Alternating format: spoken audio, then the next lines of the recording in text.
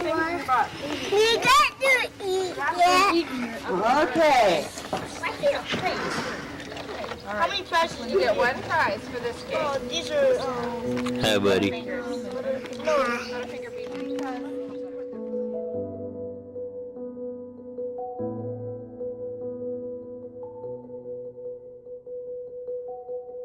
When Cameron was very little, he was incredibly engaging because he had these sparkling blue eyes and he would always try to engage people in conversation. And of course, he also had mischief in his eyes. Well, she can't talk to you, honey, because she's just going to see it on the videotape. That's Mommy's extension cord. Don't touch that. He was a follower. He liked to follow me through the backyard and do whatever I was doing, and he would always want to help me. He was always the one that was inventing stuff and taking stuff apart in the house. Cameron was always that person, just wanted to see how things worked and why they worked the way they did. I remember him learning to ride a bike. He didn't want to try it till he honestly had kind of figured it out, how almost the mechanics and the physics of it.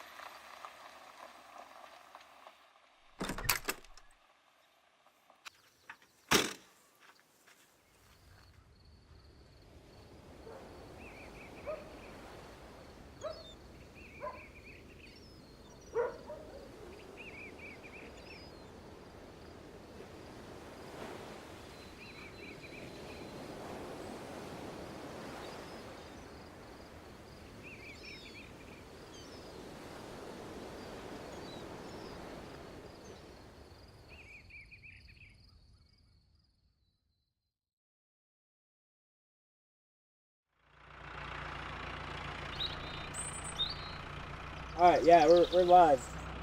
Here we go. Ready? Mike, wait. camera. Kind of nervous. Where were you born? I was born in Modesto, California on May 5th, 1994 at 11:59 p.m. So a speech impediment is caused by a lack of air at birth, so my umbilical cord was wrapped around my neck and I couldn't breathe.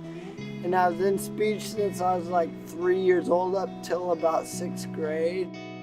Well, I could understand him mostly the best out of the whole family. He would speak with vowels, so rather than saying mama, he would go and with all that comes a whole bunch of medical supports, but they didn't diagnose him with cerebral palsy until he was 10. Anything on a fine motor level, it's very hard for me to do because my hands get tired and achy, so it affects the muscles.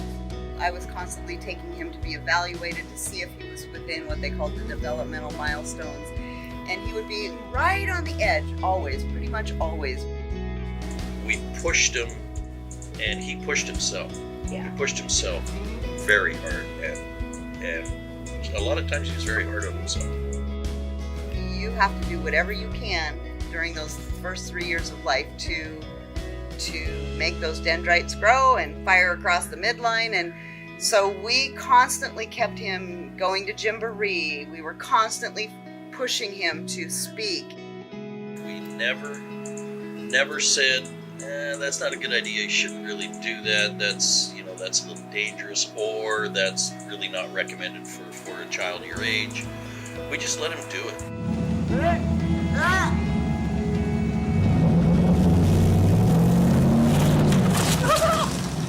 He typically would write and color with his left hand, but he was having trouble. It was harder for him to make those small letters and things, and so he decided on his own that he was going to switch and start writing with his right hand. And so he did try that. It was still difficult for him, and by 4th grade was when we finally decided, okay, it's time to put him on a laptop.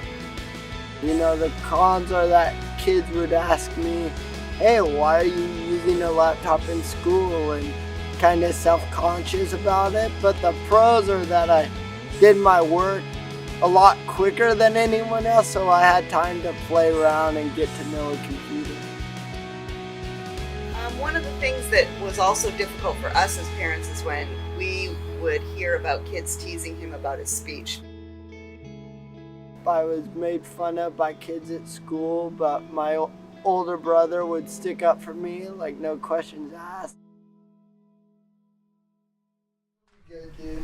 It'll be, so I do maintenance until the end of July. Shut up, we're making a documentary. And then maintenance till the end of July. And then, are you nervous? Don't worry about it. I got you back.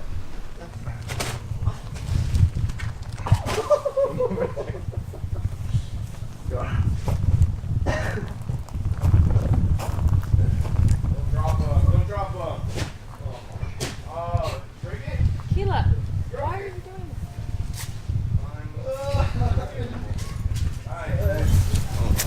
They're not. Probably got Spitting on my GMO. dog. These are organic, dude. They literally don't taste like anything. They probably don't work. How many seeds are you putting per hole? One. Oh, Where do you put it? 3 or 4. I guess that makes more sense now. I want the chances to be better. Cam got bullied quite a bit when he was younger. So growing up, me and my friends were all really protective of him.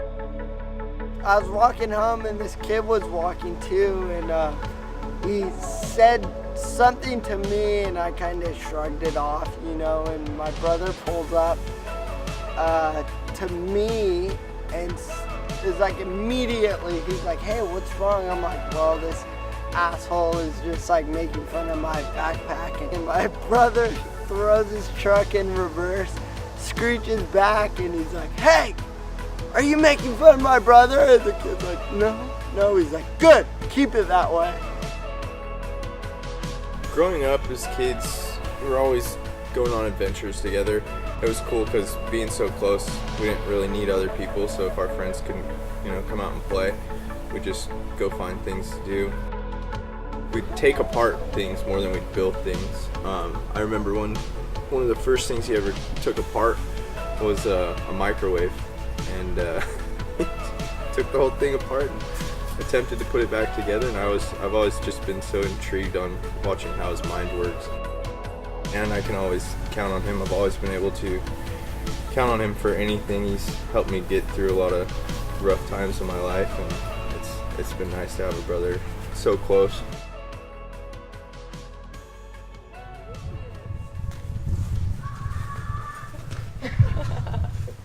Hey, stop! You're a pretty good dog. Tell her to sit. No. They meant like when I'm up in the air, I try to, but he's kind of scared. Yeah, he let me fly last time we went up. It was pretty fun. What do you do? I just let him fly. Yeah. He let me fly it when we were in the air already, and I didn't have to worry about. It's fun. Okay. Scary. Yeah. I did it for like 10 seconds. It was like, nope, you fly it.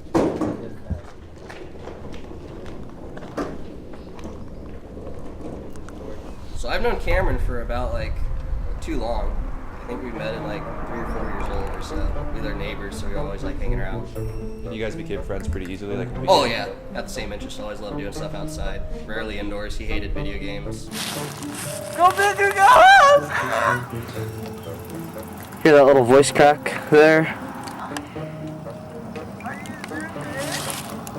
Just go!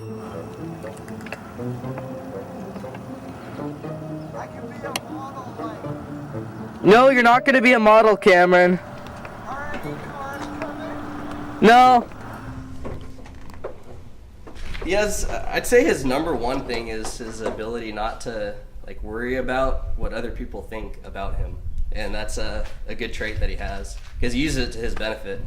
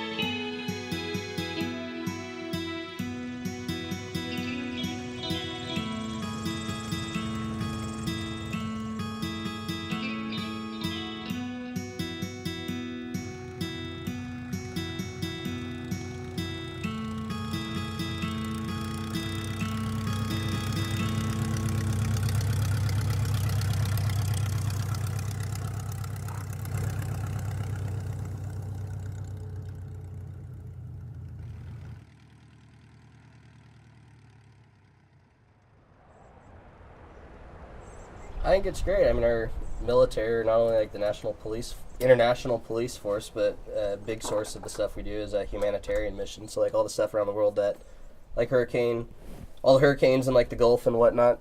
So I agree on the humanitarian aspect, Mm-hmm.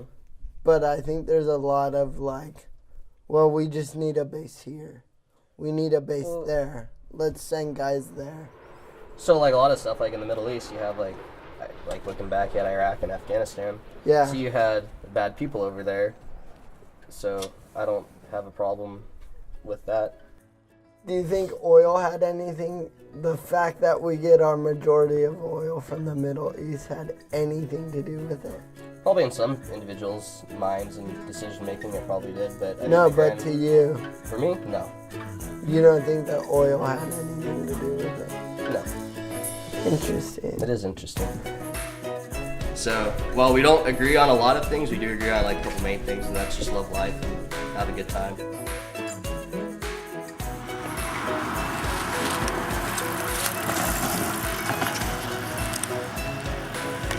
What the heck was that? Cameron Sluggett embodies rebellion to like a T. I remember him one time asking me, well, if I pass the high school exit exam in 8th grade, why do I have to go to high school? I mean, he knew what he wanted to do, and he wouldn't let anything get in his way or stop him.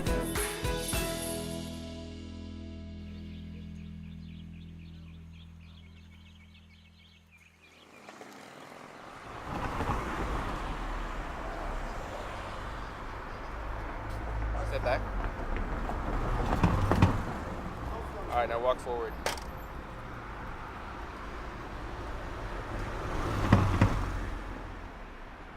Oakdale, California is a wonderful little town in the Central Valley.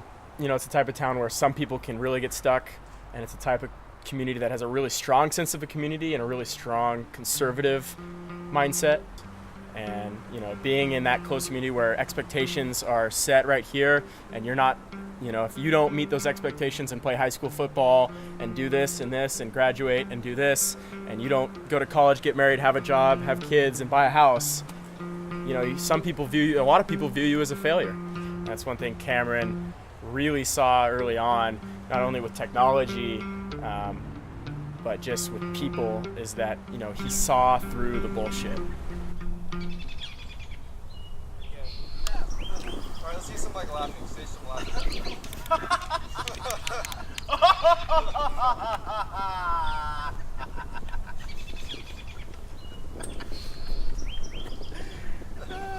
I think it's awkward when you're not.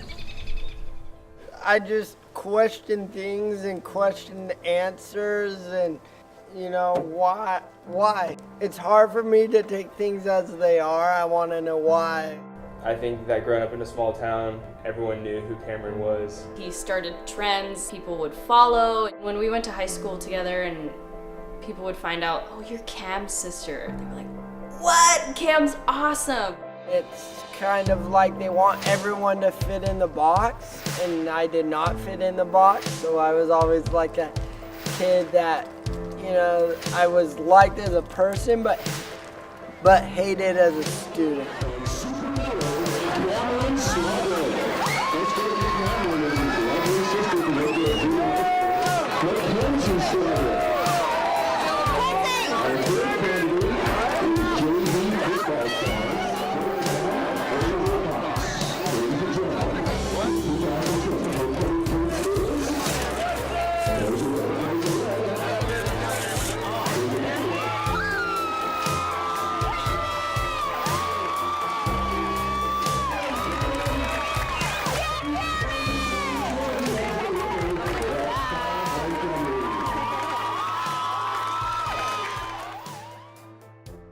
I think there's fundamental things up till about 8th and 9th grade, but unless you're going into a field that is using that, the majority of things is just like, why are you learning this?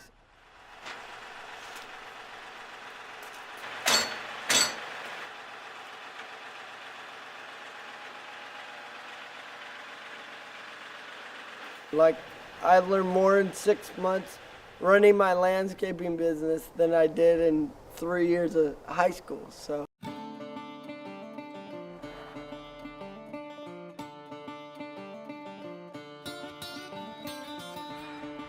When we were like little kids, he'd be the one that figure out a way to make $1 and stuff.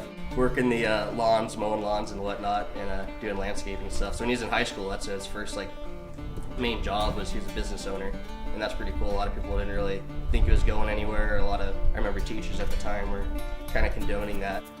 We do all the lawns in the neighborhood, and then when I went away to college, Cam kind of took that business idea and ran with it. I purchased a little trailer that he would haul around town after school, or sometimes he'd go half a day at school because he had so much work to do. And the first account I ever had was $50 a month, and I thought, what in the world am I going to do with all this money? I mean, $50 a month.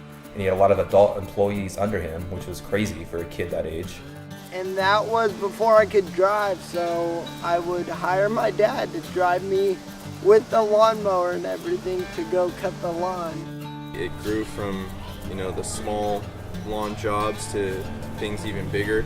He started doing tree work, doing fencing. 9 to 5 would not work for Cameron in any of his job. In fact, I don't think he's ever had a 9 to 5 job, because that would not be the best outcome. He's always had his own way of doing things and his own way of seeing things. If he sees a problem or if he sees something that he wants fixed, he'll go and do it. His work ethic has always been wake up before the sun comes up, don't stop until the job gets done. He puts his full heart into anything that he's trying to build up. He's the one always working really hard when I didn't want to do anything. He'd be the one always out there sweating, working, making sure stuff got done. Cameron really changed my life. He graduated from high school early and really was pursuing his business in landscaping in Oakdale. And he basically inspired me to do the same. And I ended up going to work for him with his landscaping company. And I learned a ton about life, learned a ton about work ethic. He basically taught me how to work like a man.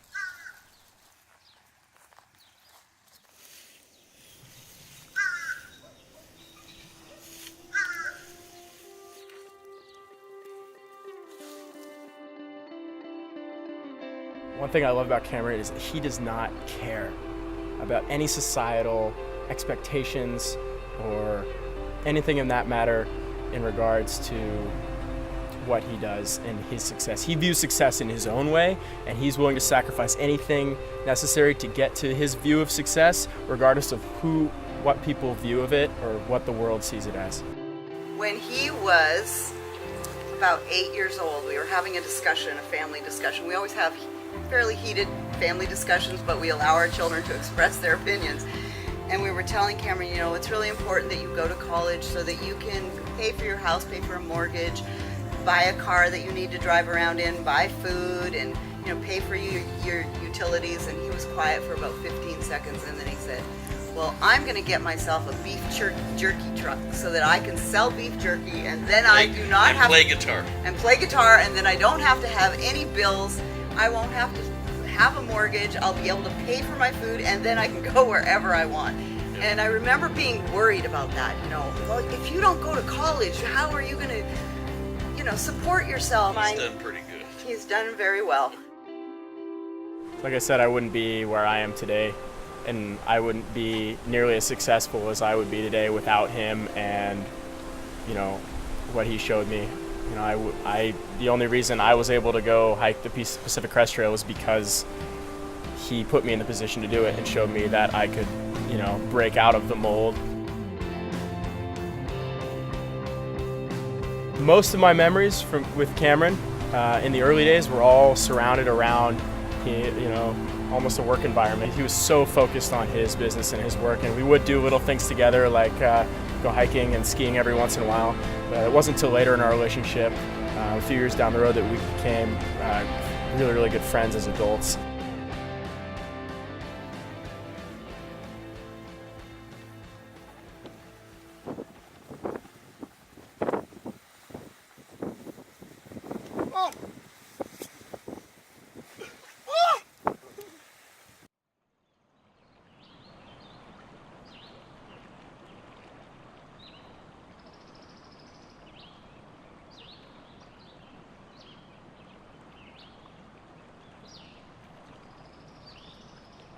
Does this thing run?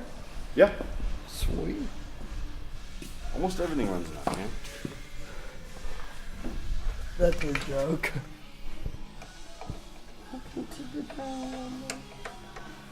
See a rhino line this? This here is my road trip mobile. Grab the screw gun, dude. It's over here. Oh, you mean the impact wrench? Yeah. Not the screw wrench? City boy. You're the one that goes in slow now, man. I do.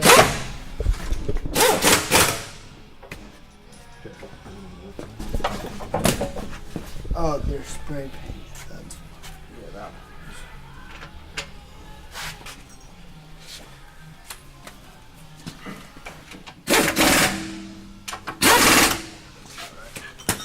Just drop it down.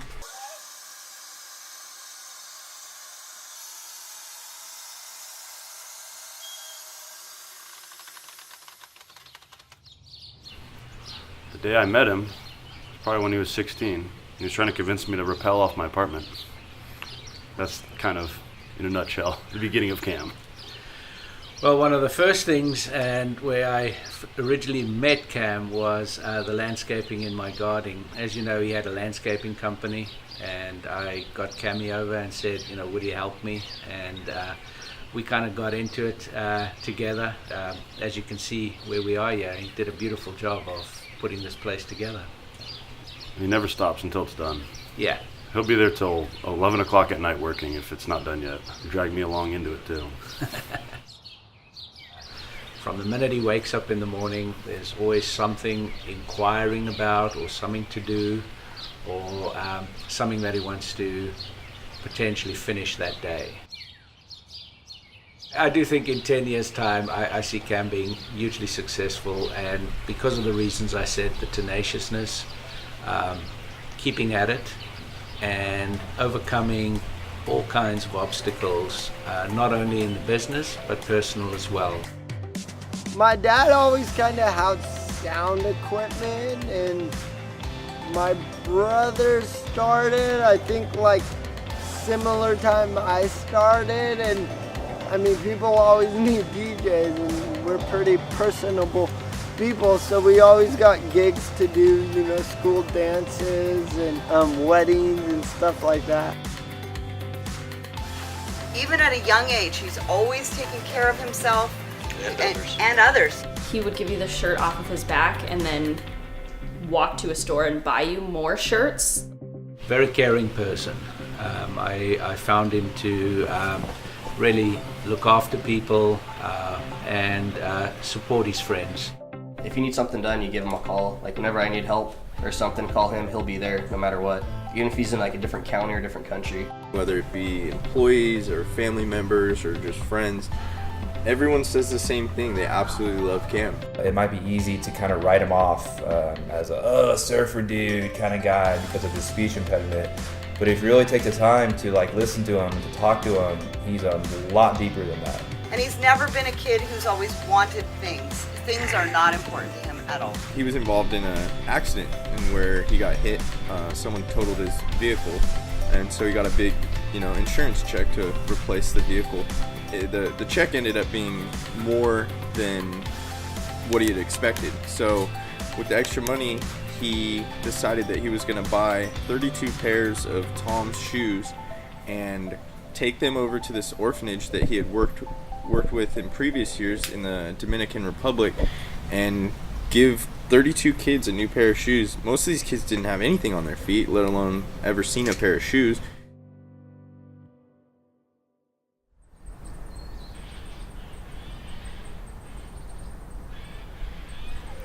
What? You dropping me on my ass? No. Did you get new nose? I changed it. Oh my gosh. I've had this line. I just changed it. No, you didn't. Oh, PDA.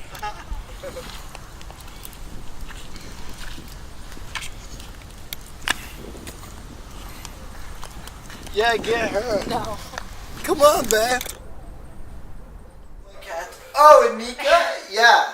Of course, we go to the port and we go out to go on the boat, and there's a kitty, so of course she's like, we have to have the kitty, so get a little kitty, bring it out on the boat with us.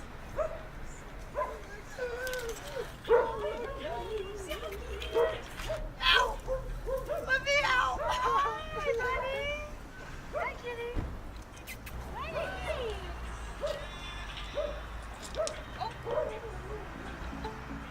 We met on Tinder, and I feel like we're both not the kind of people to meet online that you think we might be.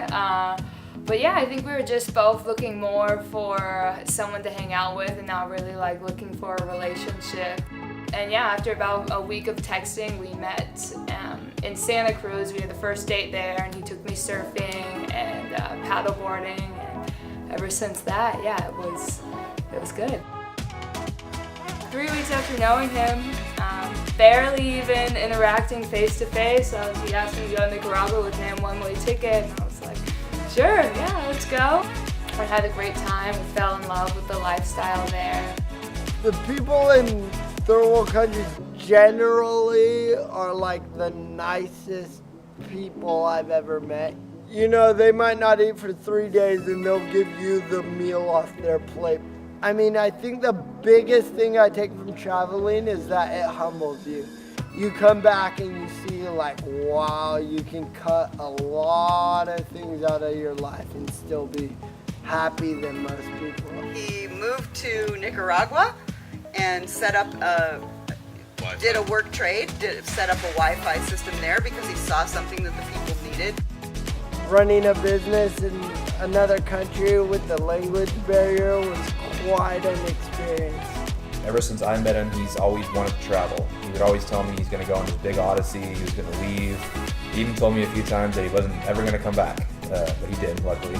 The first big trip I did was in high school. I went to the Dominican Republic one summer on a missions trip, and then the next summer I went back as an intern and was there for 5 weeks. From there, you know, it's always like, wow, there's something more than just what you grow up in, and just in California, and just in the United States. We went to Belize, we went to Costa Rica, then we came home, we lived in Tahoe for a little bit. After that, we went to Maui for a year, and yeah, that was amazing, and now we're back here, so.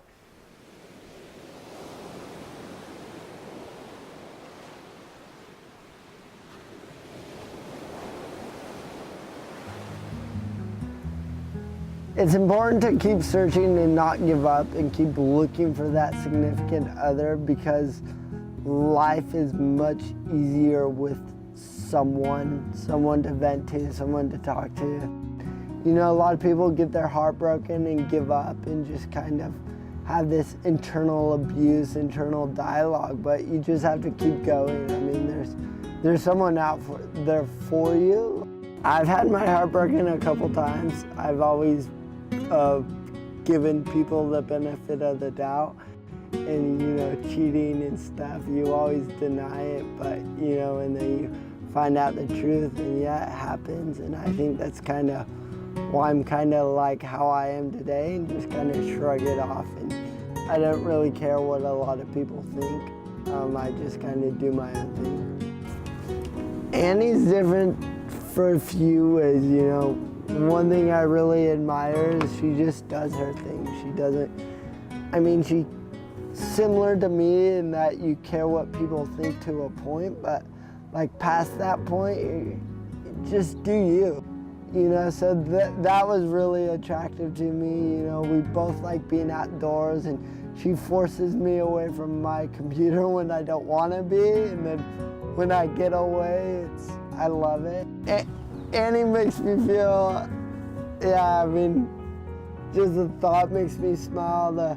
What we've done, I love. Where we go, where we're gonna go, where we're gonna be in 10 years, I can't wait to see. One of the things I love about Annie is that she's not materialistic. And, you know, a perfect example is we were fortunate enough to live in a remodeled shipping container on the North Shore in Maui. for about a year, and we lived on a farm that works with adults that have special needs. And it's just such, for one, a girl to be like, hey, we're gonna go live on an island in a shipping container, like if they say yes to that, that's like huge. She always said, you don't talk any different. And I'm like, what? Of course I do. Like, people have been telling me that my whole life, and you know, I'm finally getting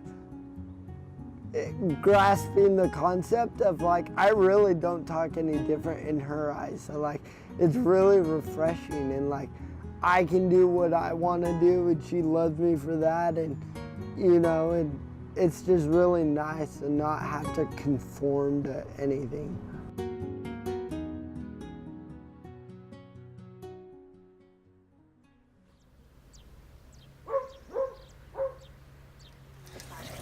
What do I do now?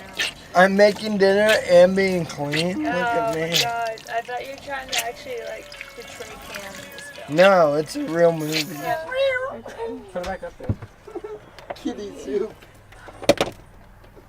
Oh, you're so cute. Oh, it smells. I want to fix the fridge. Our fridge broke. This isn't our pepper.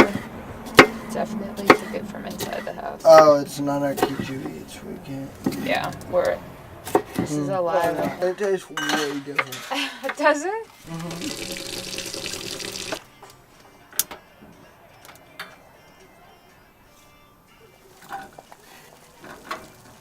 Oh god, there's a sticker in there.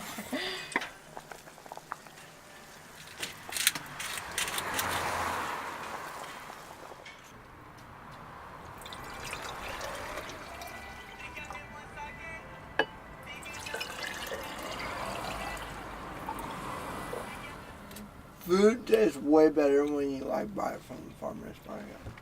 No, definitely. I'm trying to think. Remember when they made the sauce? What did they make with it? I think I made eggplant parm.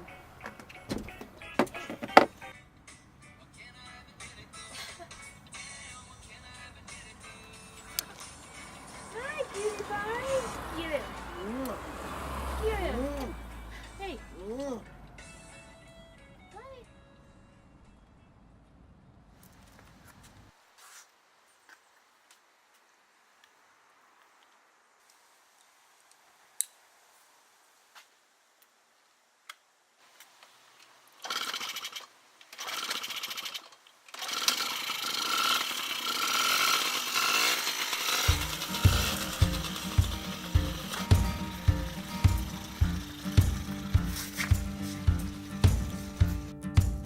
He likes to explore new things. He likes to see new things, which gives him a broader perspective about life. You know, the more you see, the more you learn, and the more knowledge you gain.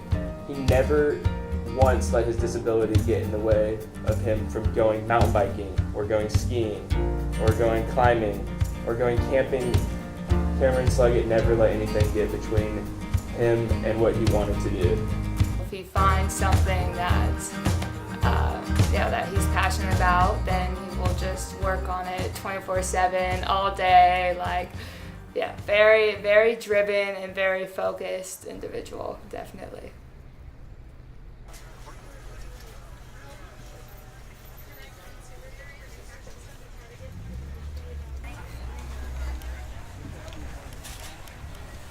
Or it said in there. Where do you want to go?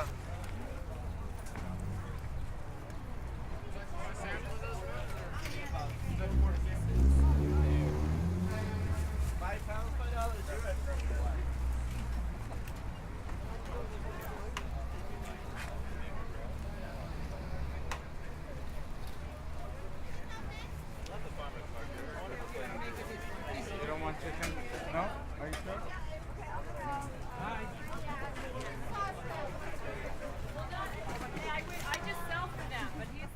Yeah, definitely. So it's totally feeding you guys. So we can try to get vendors on, and then we'll go market that out. You know, what's in it? Cameron,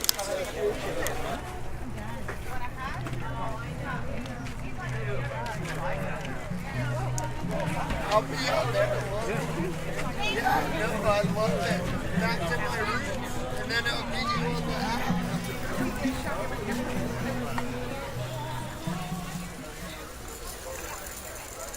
How many did you talk to? I didn't. Oh, what are you doing? I already talked to 3. You did? Did it work? Oh yeah, Luis is like a wholesale grower, and he's like, oh, that's sick. And then you charge the fees to the buyer. Perfect. Should I just go right there?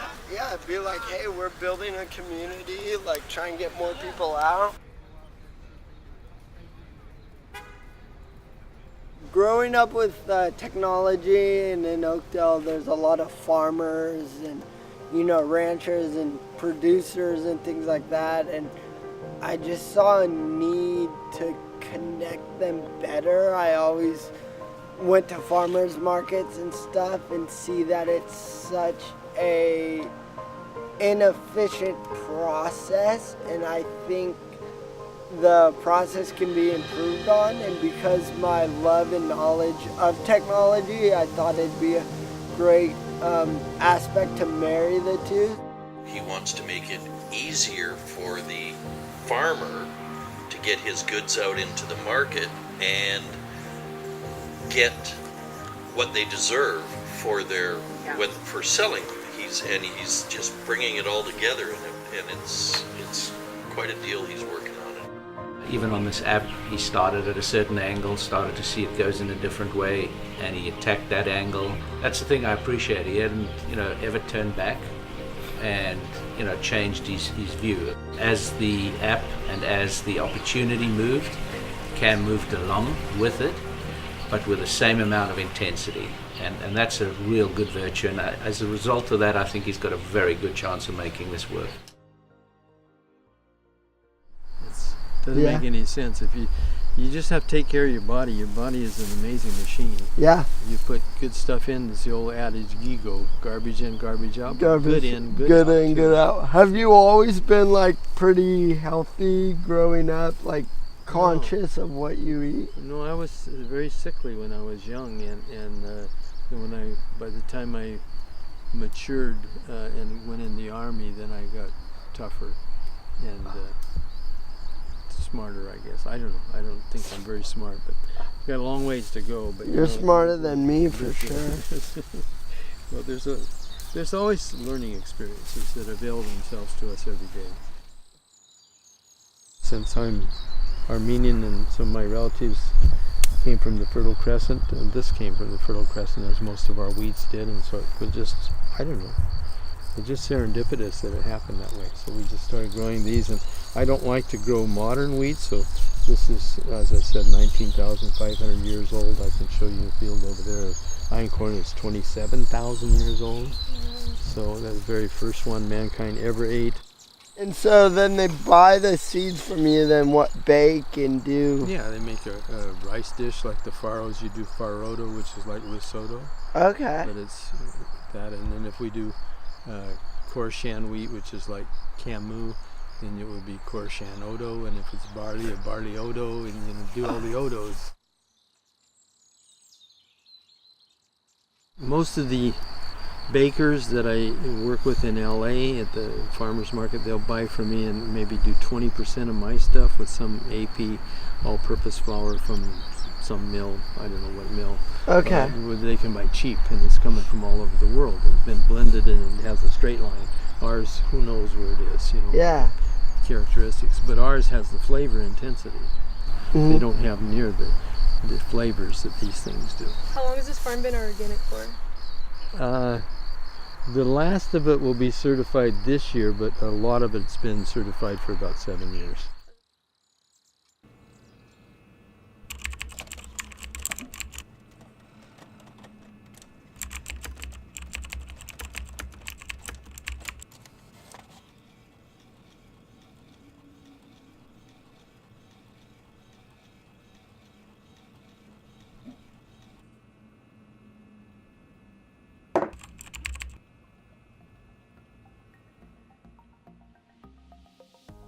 Right now with our kitchen, we have an awesome product and a great team behind it, and we're just working on getting vendors to sign up and really understanding that technology is there to benefit them. One of the big things I want to keep in Arquichu is that the people still interact with the farmer and don't lose that face-to-face interaction.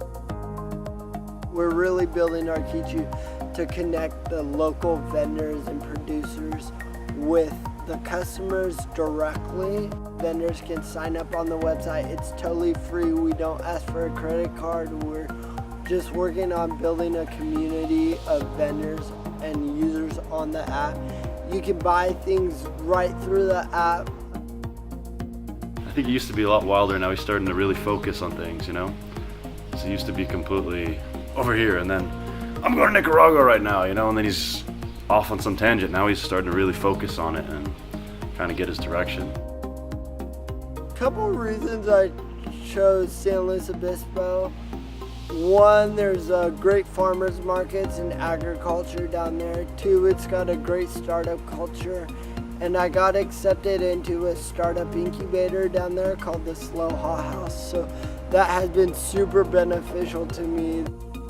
If you have a vision and go for it and give it all you have, 110%, I would say that's an entrepreneur. And I think that's what separates the people that have ideas versus the people who act on those ideas and try and make something out of it. We make juice every single day. Wow. Because every single day we have a different market. So nothing is old. Really. And you run out every day? Every day. Wow. Yes. And how much juice do you make a day? Oh, we go to gallons and gallons and boxes and boxes of vegetables.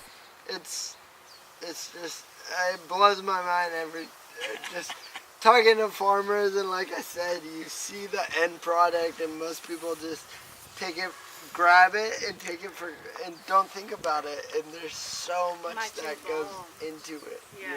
You know? Yeah, this is the best way, you know, you can go just pick whatever you need and go and cook it in the same 30 minutes. Yeah. So if you had the choice, would you go into Whole Foods? To sell the product? Sell juice. Oh, no. I've been having a lot of people trying to work together. And but then I will lose the quality. Yeah. And the quantity will go up. Interesting. Yeah, and I have to say no. It's more for benefits for people and not for, business. I had gallstones in my liver, and it started choosing for me. And it's gone, disappeared with kale and beets.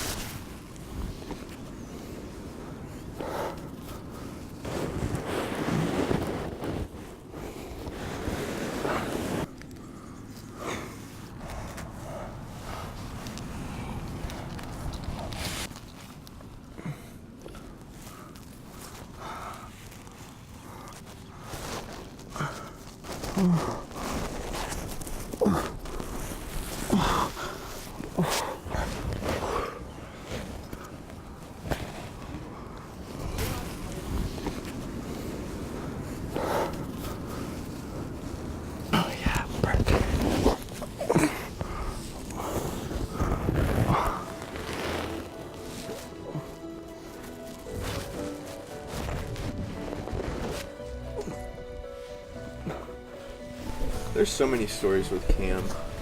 I think one that comes to mind. We went on this camping trip. We used to camp a lot as a family, and we were in this state park. And Cam had been, he brought all his pulleys and his carabiners and his ropes, and he had fastened this whole rope system up this tree in our campsite, and he was climbing up and down it with his rope system. He's got his full harness, and the ranger didn't really like it too much, and Cam sat up in the tree looking down on him as he told him to get down. He said, I'm not really doing anything wrong. I'm not hurting this tree. It's just, I'm just doing me. I'm not offending anyone. I'm not yelling things. I'm just up here, brought all my system, my cables. I'm just having a good time. And Cam stood his ground, and the ranger ended up leaving, and Cam was still up in the tree. Definitely important to take risks. I mean, there's an aspect of thrill. I think people learn a lot from failing. I think people are afraid of failure because that's what they're taught. Be afraid of it, some, because that will get you to succeed, but don't just be afraid of it 100%, because then you'll never try anything. You'll always just be like, oh, I'm gonna fail, but you never knew because you didn't try and you weren't taught to try.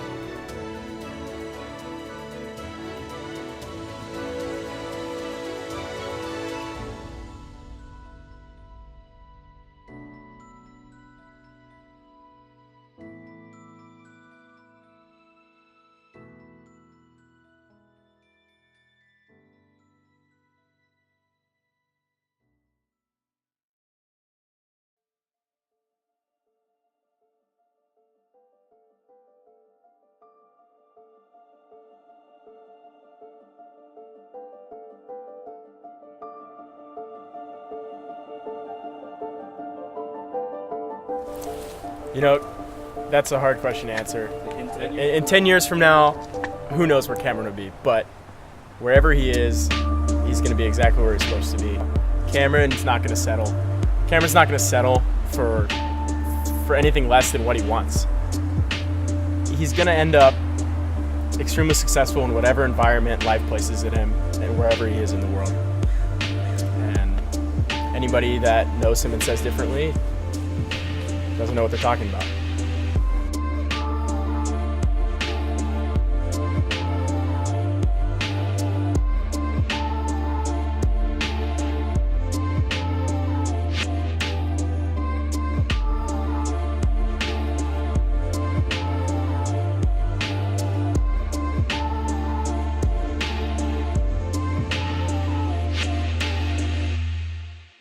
My hope for humanity, I want people to have more of a choice and not feel like they're getting swept in with everyone else. Conform and have to go work or have to get the house or they have to go to college right after high school. And, if you don't want to do it, don't do it. If you don't want to go to college, don't go to college. If you don't want to work and want to do your own thing, go do your own thing. I mean, there's always a way, and I don't think you're necessarily taught that. And so, you know, my hopes are that they just have more of a want on a day-to-day basis.